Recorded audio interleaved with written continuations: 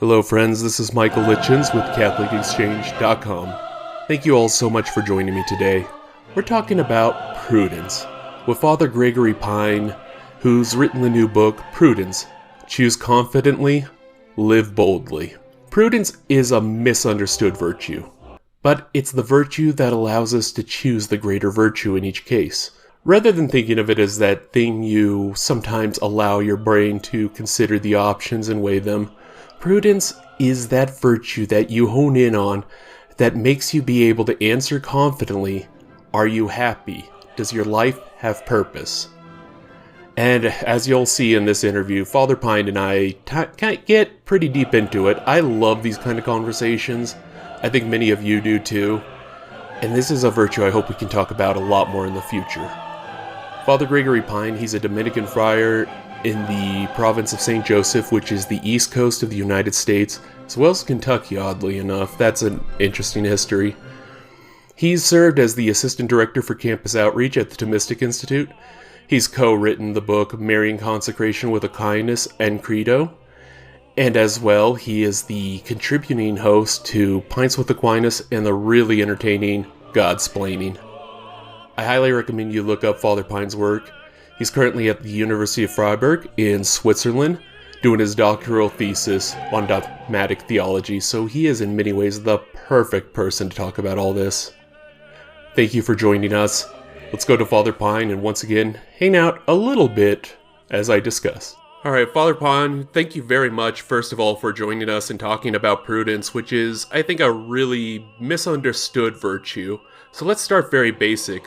How would you define prudence? I've tried to define prudence in a variety of ways, and I usually lead off with I'm sure. It's really simple and it's really great, and everyone's going to be super interested in it. And then I find myself giving a really long, complicated definition with multiple subordinated clauses. So I'm disciplining myself at this point and just simply saying that prudence is the virtue which empowers you to be a protagonist of your own life. So prudence is about living. It's about acting. It's about, seeking the good and pursuing it unto the end. So prudence is the virtue which empowers you to be the protagonist of your own life. That's an interesting definition, especially I often hear it said that most of modern narcissism is rooted in thinking we're the protagonist of our own HBO drama. And so... That's one of my go-to quotes about being a protagonist or not is the real protagonist of history is Christ. It's Christ who begs for the heart of man and man who begs for the heart of Christ. So I think that, in all Christian conversations, our being the protagonist is kind of under God being the protagonist. So our exercise of activity in this world is always under his mercy. That's awesome. Yeah, and that's a really good way to put it in perspective. So prudence is looking to be a protagonist in the same way that Christ is the real protagonist of all human history, is how I heard that. Yeah. And going from your book, going through the table of contents, I noticed the very first question, it's probably the question that's the hardest in modern times. Are you happy? And I often am one...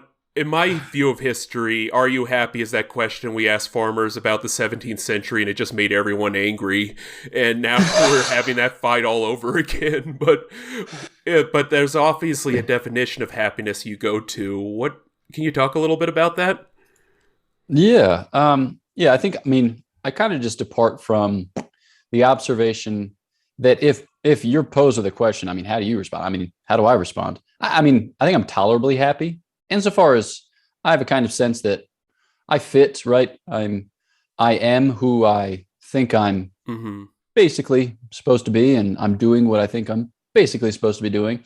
But whether I'm optimally, maximally, Gregory Pine, and optimally, maximally doing the things of Gregory Pine, I don't know. But between the time that I wake up and the time that I go to bed, are all of my thoughts positive?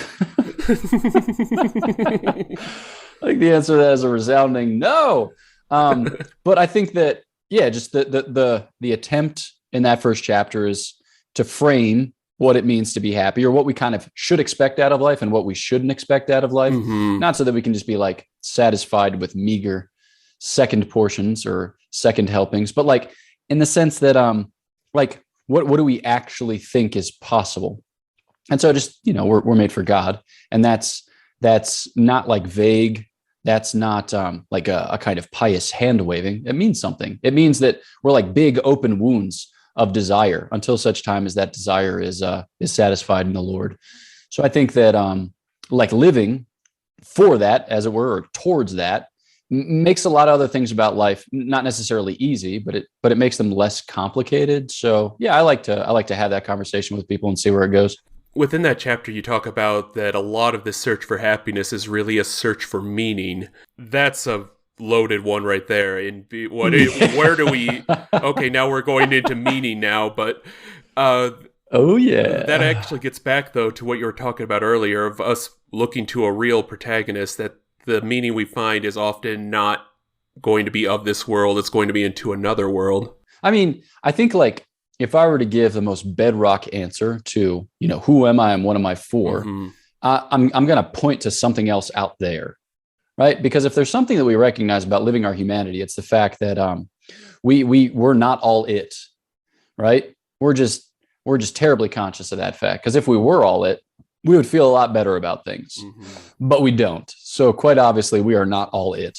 So there must be something out there that corresponds to like who I am and what I love, or who I am and what I desire. Because if there weren't, then I would be made to know purpose. And the prospect of being made to know purpose is one of the most terrible things to imagine on earth. So then, like the Marxists in the audience would be like, well, you're just projecting your desire into the heavens and making up something that corresponds to your big, like, gaping wound of unfilled need. But you just need to admit that doesn't exist and get on with life. Because all Marxists sound like that, by the way. That was an accurate impression. That's my inbox. Yes. Hey, oh, perfect. Yeah, great. So whereas, like, as Christians, we believe that God revealed himself and said, like, hey, you know how you feel like a dumpster fire? And you feel like you're just like, I don't know, kind of hurtling towards unfulfillment, or you have the vague notion that fulfillment might be out there, but it needs to be presented to you. Hey, I did that to you, and I did it so that you wouldn't settle for anything less than me. So like, let's get about the serious business of salvation history. And we as a human race were like, oh my gosh, incredible. Let's go mess this up for thousands and thousands of years. And always end up back at the exact same starting point, which is why some of these questions are terrifying, because you find yourself going around in circles, whether it's, am I happy? Does my life give me meaning? It's like, what now? But it leads back into later in the book, you talk about a virtuous life and what it means to kind of come back to that and why that can bring us a sense of happiness and meaning. Can you go a little further into that? Yeah, I think maybe just like the historical claim is that Jesus broke us out of the circle. Yes. Right. So there is salvific historical precedent for the prospect of happiness. Like Christ is beatitude in human flesh.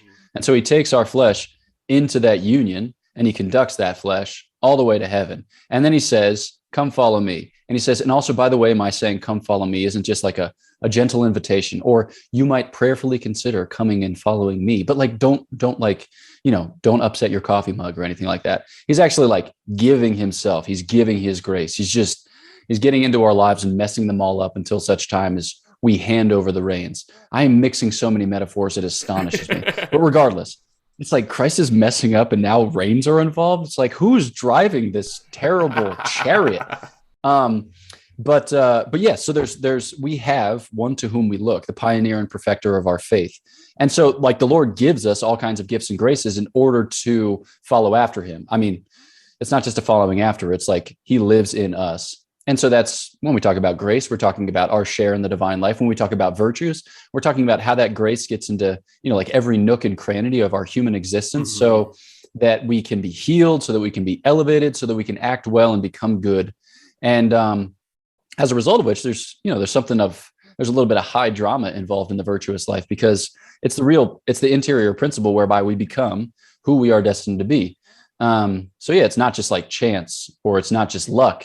There's actually something that God is doing in us, which brings it about, which is kind of wild to behold. That's one of the wildest claims in all of Catholicism, that there is a God and that we are not here by accident. It was intentional.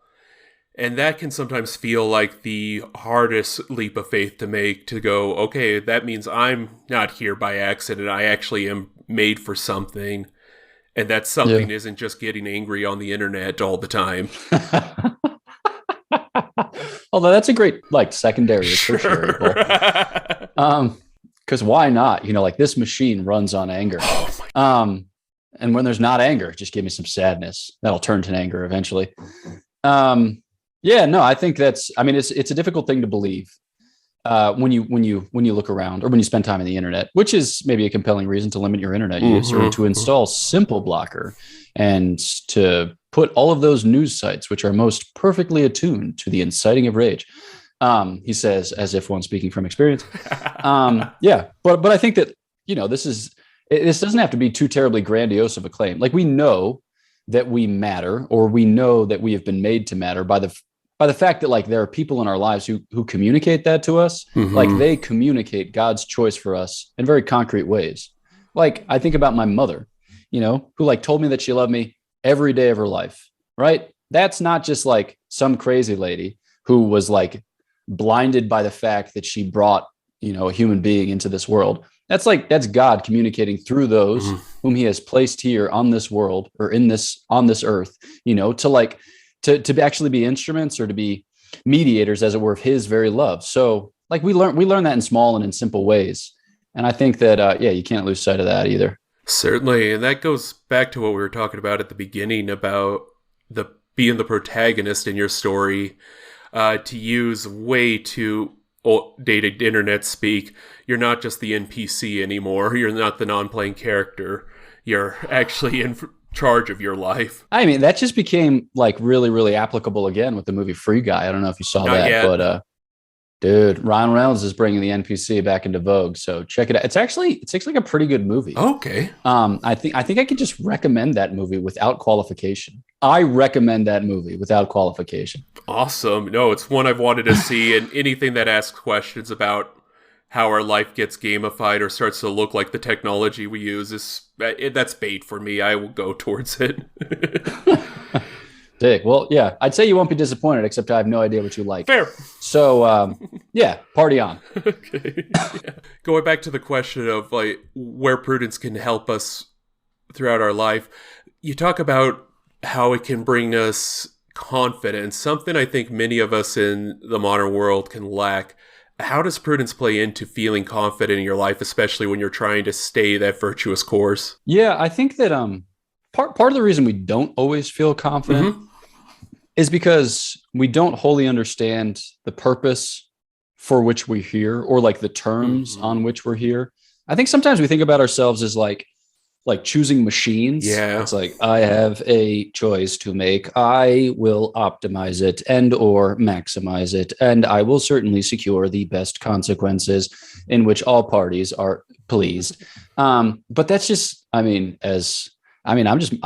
going for impressions tonight. I must be in a punchy mood, but as my robot voice dictates, that's just inhumane, right? I think it's good to want to, affirm those whom you love through the choices that you make. But the point of a choice is, it's to like, as it were, choose who you want to be on the other side of that choice, more so than it is about like controlling or manipulating reality, right?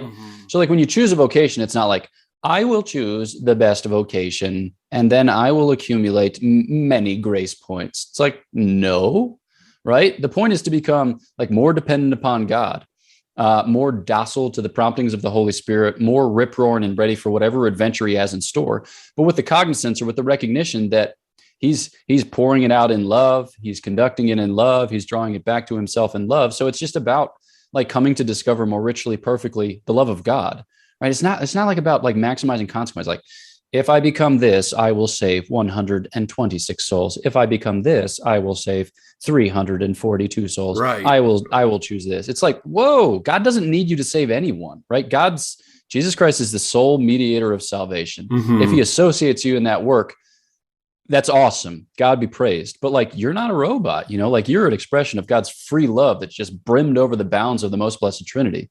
So like, be confident that he has placed your life in your hands for the choosing, because it's a genuine expression of his liberty, rather than like this terrible burden that needs to be managed until such time as you have like rooted out every possibility of potential failure or disappointment.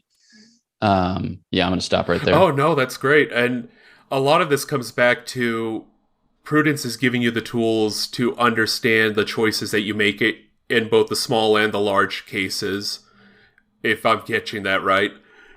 Yeah.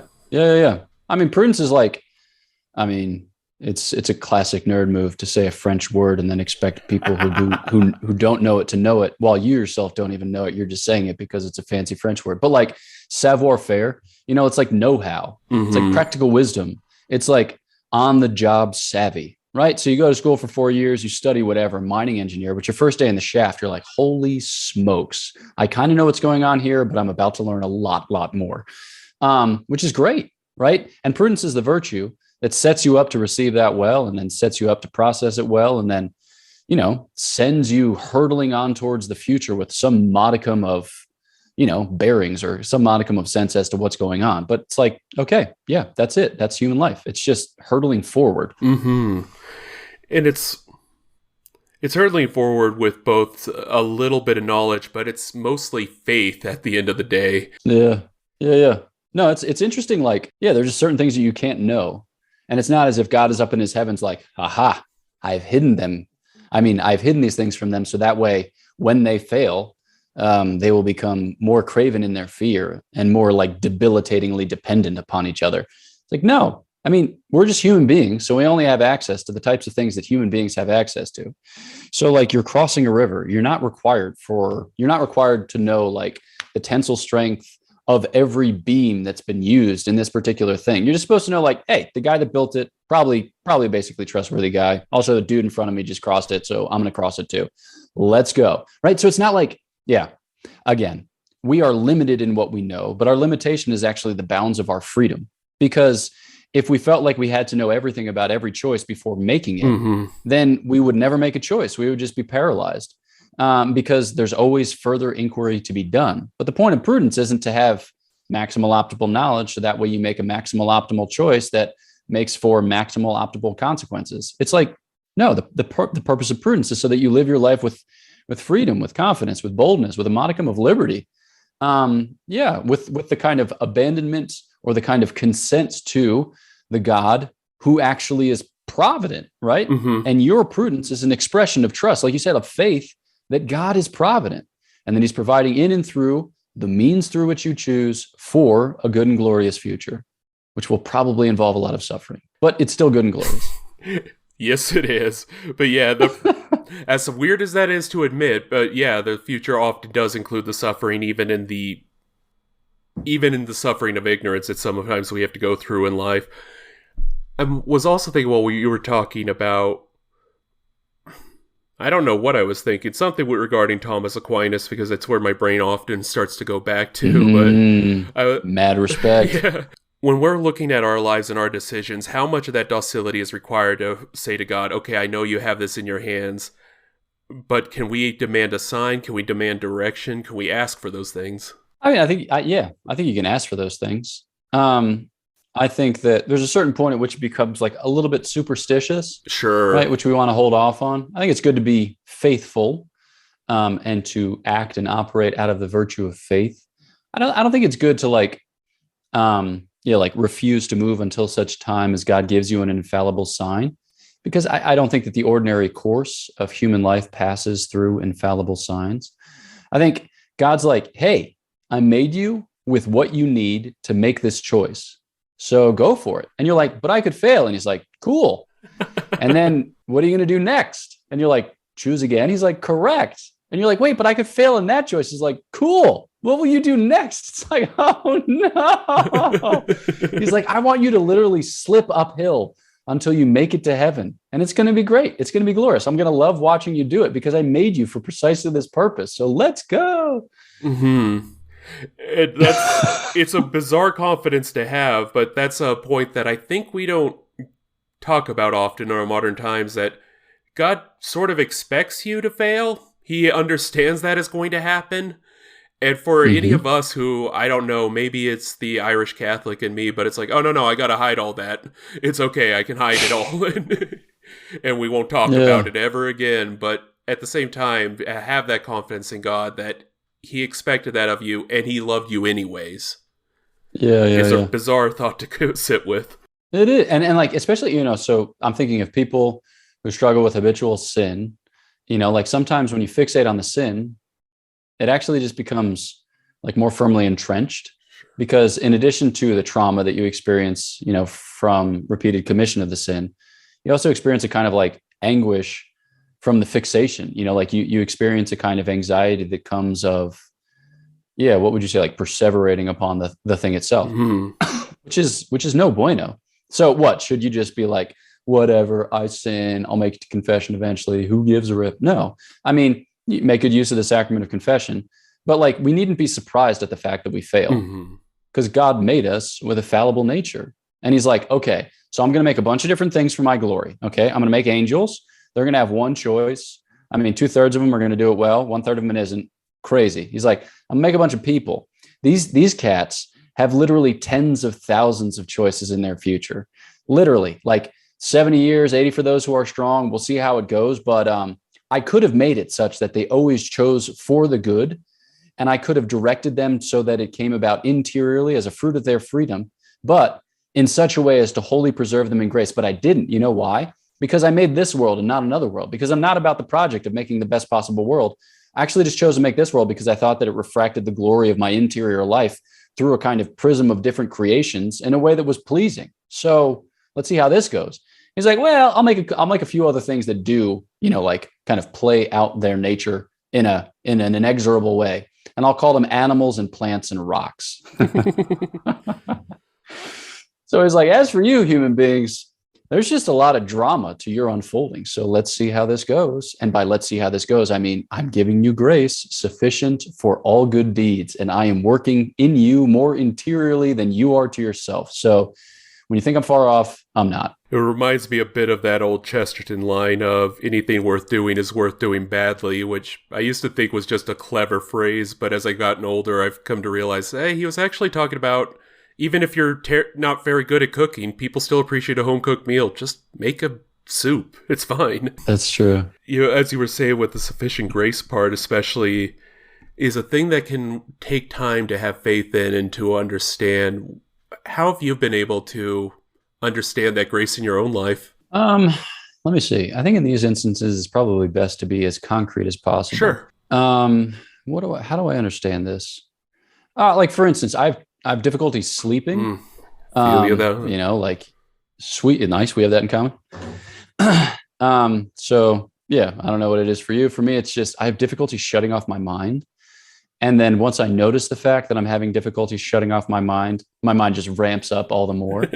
And so I used to care a lot about it, kind of fixate upon it. I used to get terrified at the prospect of going to sleep because I knew it was going to happen again. Or I used to try all these different like therapeutic means, like make it so you have like a go to bed rhythm, or take X number of melatonin and X number of Coms Forte and X number of valerian root, all of like everything that I could find that was non-habit forming. I gave it a go and blah, blah, blah. You try all your different things. Yeah.